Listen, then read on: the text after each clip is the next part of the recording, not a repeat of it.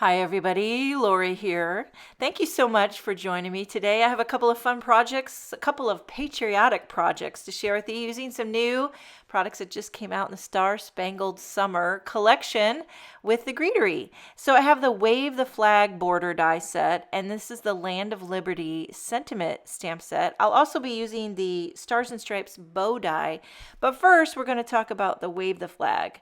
This one really caught my eye, probably out of the whole release. It's just so bold and graphic. Basically, it's 3 dies and they layer up. You have the one that's got the extended stripes, the one with the shortened stripes, and then you have the star. So it's 3 dies, very user friendly. And if you want to stay true to the American flag, you're going to use reds and blues. So I'm going to start with the base, the one with the extended stripes, and I'm die cutting that into Cranberry cardstock by Concord 9th. Take this off camera and I'll show you how easy this comes together. So first you have this die, and you're going to want to pop out all those little stars. And then for the next piece, which has the kind of shortened stripes, I'm using poppy cardstock. So a little bit lighter, a little bit brighter red, and it'll give subtle contrast to that base layer of cranberry. Again, popping out all those little stars. And this is going to fit perfectly right over top of that cranberry die cut. It lines up like a perfect puzzle piece. And you can see those extended cranberry stripes peeking out from underneath. Now for the star part, I'm die cutting that with blueberry cardstock. Again, Concord 9th. I'll have everything linked in the description box. And this lines up perfectly over that star portion. And then this looks really good when you put it over white or ivory cardstock. And I did 2 of these. So I'm going to have one over the top of the card, one over the bottom of the card, and the wavy stripes just make a beautiful patriotic border. And now, if you wanted to glue these right here, you could. Be easy peasy, which is what I'm doing. But then I decided after I glue all these pieces down, I wanted to add a little bit of ink blending just to give a little something something. And so if you want to do the ink blending, I would recommend doing it before you glue the pieces. But again, I didn't think ahead, so I went ahead and glue all these pieces first. You can do it either way, but I would recommend blending before gluing. Potato, potato. Okay, so you can see how easy it is to put together. It's 3 pieces, fits together like a puzzle piece. Now that we have both the flags put together, and then I decided, by the way, here's the back of the packaging. It's got a great example of how that looks. I'm going to add a little ink blending. Totally optional, but I love the way it looks. So I pulled out blueberry ink, and I'm just going to do a little bit of blueberry on the corner here. I actually did it on all 4 corners. And so you're going to have to take some scrap paper and just kind of mask off those waves so you don't get the ink on the waves, and only get the blueberry ink on the star portion. That's why I would recommend doing this before you glue it together. Do as I say, not as I do. Okay, and then now poppy ink on the poppy stripes. So whatever color cardstock I use, that's what color I blended. And I'm using the Concord 9th little blender brushes. They're nice and small, good for getting in little small areas. So you can see here how I'm using some scratch paper just to mask off the star part. And I can blend the poppy ink. And it's just a little bit, and it kind of gives like it gives it that illusion that it's waving in the wind. The little bit of shadowing kind of adds a little something something. I also did a little bit down here on the bottom. And then for the little cranberry stripes that are peeking out from behind the poppy, I'll blend cranberry on those. Again, using the scratch paper to mask off a little bit. When I was growing up, my mom always had the little small, the little small handheld American flags just on a wooden rod. She would put those all over the house, at 4th of July or Memorial Day, Veterans Day, stuff like that. She always decorated for holidays, and I would say she's very patriotic. So I grew up with that kind of love of country. My brother was in the military, and so was my father. And so now for a card base, I'm using rustic cream. You could do white, but I feel like the cream gave a little bit softer touch to it. And then I decided to blend a little antique linen on the corners of the card base. Just a little, I don't know, it's debatable if I love how it looked, but I think it does give a little vintagey feel. So a little antique linen blending on the corners of the, what's it called? Vintage cream cardstock. The card base is Papertrey ink. I love their cardstock. Okay, so I'm just doing 2 corners here, a little antique linen, and it kind of gives it a little vintagey feel. I feel like the American flag, it's stood the test of time. And this die set here, I don't know what it was about it, but it just kind of like made me feel grateful and thankful. I think that is the key, probably, is just being thankful for what we do have. Do we need to improve? Our country has a lot of room for improvement. Yes.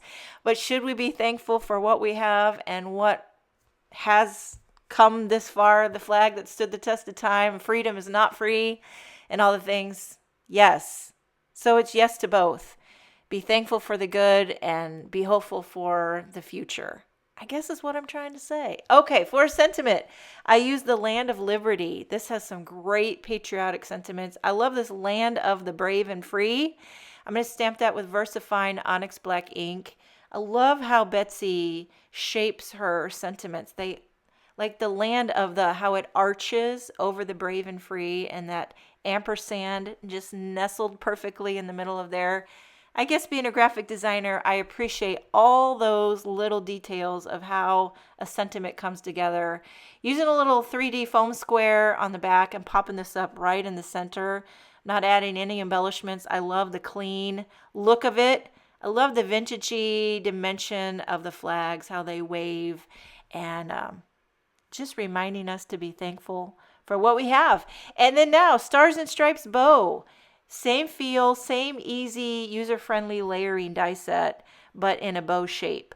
So for the bow, I'm using white cardstock for the base. So you got the base of your bow and the base of your bow tails. Is that what you call them? And then also the base of your knot in the center of your bow. And then now for the back of the packaging also kind of has a guide and shows you how to put it together. Again, I'm using Concord 9th Cranberry cardstock. And then I'll use poppy and again blueberry. So putting all these pieces together, and I'm just following the guide to know what is what and where is where. Stars and stripes with the blueberry. And then I'll run this through the die cutting machine. In one pass, you die cut everything you need to make the bow. I love that. And I will say the Concord 9th cardstock cuts so good, and I've never had a problem with the Greetery dies. If I ever did, I use a metal shim, but I don't think I even needed it for these dies. Okay, so I'm going to add a little blending, just like I did on the first card. Just a little bit here and there, maybe in the center where the shadows might be on a bow. A little dab of blueberry there. And then a little bit of cranberry in certain parts, a little bit of poppy in certain parts. How's everybody doing? End of May, coming into June.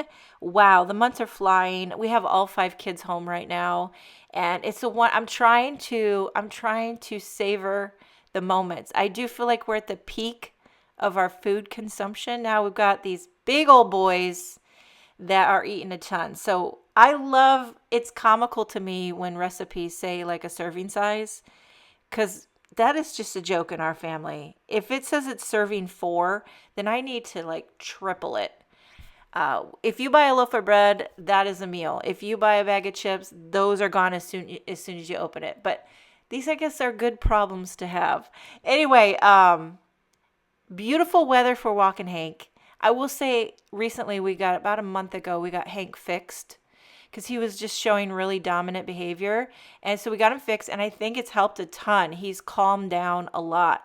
But one thing I've noticed recently is that when we're walking him on a leash and he sees other dogs, he seems a little bit more aggressive, or maybe I don't know how he's acting strange, where he used to be just happy-go-lucky, always friendly, and now he seems a little bit threatened.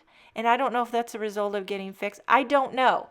But something I want to look into, see if there's anything I can do. And then I thought, well, maybe we need to get another dog. We probably talk about this daily. Should we get another dog for Hank? Would it help him? Maybe he just, because when we used to live in Illinois, our neighbors had another type of retriever, and they would roughhouse and play rough every day, but they were best buddies. But they tumbled and barked, and nipped at each other's necks, but they were not fighting. It was just fun roughhousing. And I think part of Hank misses that. Honestly, don't listen to a word I say as if I know what is going on in the mind of Hank. I don't know, but we're always doing that. Like, we know what Hank is thinking. Like, Hank is missing our old neighbor's dog. He probably doesn't even remember it. I don't know, but could we even handle a second dog? First of all, the shedding. Second of all, the size of these dogs. 2 of them. Our house is not huge. There's barely enough for the 7 people in this house taken up, and then add another big dog. Someone talk sense into me. I think I just need my dog to behave properly when it's around other dogs. Okay, for a sentiment, I'm embossing another one from Land of Liberty. I'm going to emboss it in white onto, this is a darker blue. It's Midnight cardstock. Pouring on some Simon Says Stamp white embossing powder. And this says, Sweet Land of Liberty. Want to sing that. Makes you want to break out into a song. And okay, so heating that with the embossing heat gun, using the coordinating die. Look at this die, how it fits perfectly. It even cuts out little pieces within the sentiment, and it just looks perfect. Okay, for a panel, I trimmed a midnight panel, bold and navy.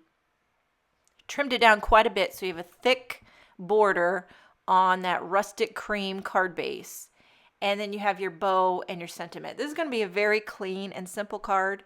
I'm kind of putting these things on an angle. I don't know why. I just felt like it looked kind of nifty that way. You can tuck the bow down in there just a smidge. It kind of fits perfectly. If you pop up the sentiment, you can slide that bow behind it a smidge. Love these 2 Patriotic bundles by the Greetery, the Star Spangled Summer Collection. Check it out. I hope you enjoyed this video. Thank you so much for joining me. Have a wonderful day, and I will see you next time.